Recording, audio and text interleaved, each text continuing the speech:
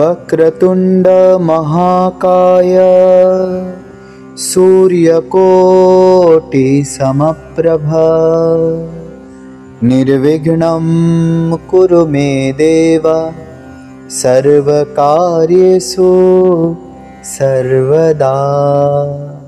नमस्कार बंधुरा, স্যান্ডিস ক্রিয়েশনে আপনাদের সবাইকে জানাই স্বাগত। আশা করছি সবাই খুব ভালো আছেন। বন্ধুরা, আরও একটা নতুন ভিডিও নিয়ে আজ আমি আপনাদের সামনে হাজির হয়ে গিয়েছি। টাইটেল এবং থাম্বনেইল এতক্ষণে আপনাদের জানিয়েই দিয়েছে যে আজকের বিষয়টি কি। তাই আসুন মূল বিষয়েই প্রবেশ করি। বন্ধুরা, 7ই সেপ্টেম্বর 2024 শনিবার শ্রী শ্রী গণেশ চতুর্থী। শ্রী গণেশ হলেন অগ্রপূজ্য দেবতা, অর্থাৎ সকল পুজোর শুরুতে গজাননের পুজো করা হয়।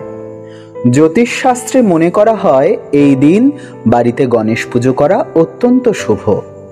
এছাড়া এই পুজো করলে জীবন থেকে নানান সংকট দূর হয় এবং সংসারেও সুখ ও সমৃদ্ধির বৃদ্ধি হয়। এই দিনে কিছু সহজ টোটকা পালনের মাধ্যমে আমরা জীবনের নানান সমস্যার হাত থেকে মুক্তি পেতে পারি। তো সেই টোটকাগুলি কি, সেগুলি আপনাদেরকে আমি নিশ্চয়ই বলবো। তার আগে যারা আমার চ্যানেলে নতুন রয়েছেন তারা অবশ্যই চ্যানেলটিকে সাবস্ক্রাইব করে নিন এবং পাশে থাকা বেল আইকনটি টিপে দিন। এর ফলে পরবর্তীতে আমি যখন নতুন কোনো ভিডিও আপলোড করব, যাতে তার নোটিফিকেশান সবার আগে আপনাদের কাছে পৌঁছে যায়।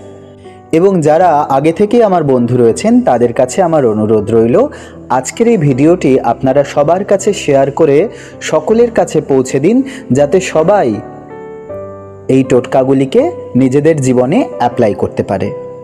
তো বন্ধুরা, সেই বিশেষ টোটকাগুলি হলো, এই দিন বাড়িতে গণেশের মূর্তি স্থাপন করতে হবে।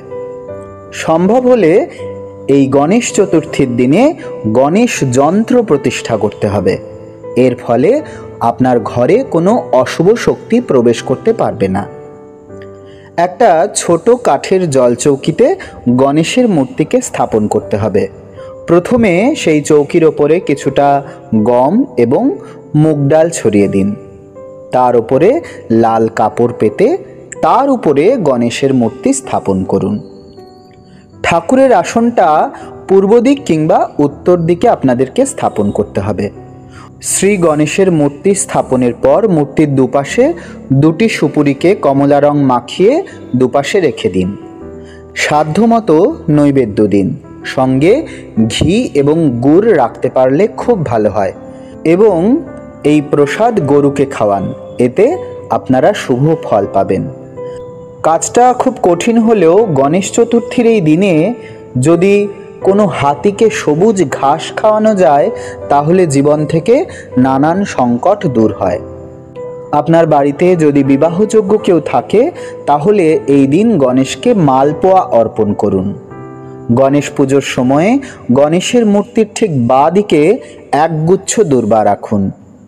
গণেশ চতুর্থীর এই দিনে গণেশকে মোদক এবং হলুদ রঙের মিষ্টি অর্পণ করুন। সবশেষে গণেশ পুজোর দিনে 108 বার গণেশ মন্ত্র পাঠ করুন।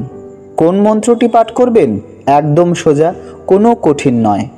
মন্ত্রটি হলো ওম গং গণপতয়ে নমঃ, ওম গং গণপতয়ে নমঃ, ওম গং গণপতয়ে নমঃ।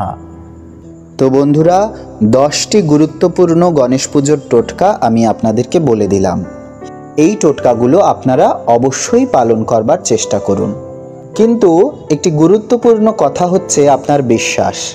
যদি আপনার মনে বিশ্বাস থাকে, তাহলে আপনি হয়তো অনেক কিছুই পেতে পারেন, কিন্তু বিশ্বাস না করে যদি করেন, তাহলে কিছুই পাবেন না। তো বন্ধুরা, আমার আজকের এই ভিডিও এখানেই শেষ করছি। দেখা হচ্ছে পরবর্তী অন্য কোনো ভিডিওতে। সকলে ভালো থাকবেন, সুস্থ থাকবেন।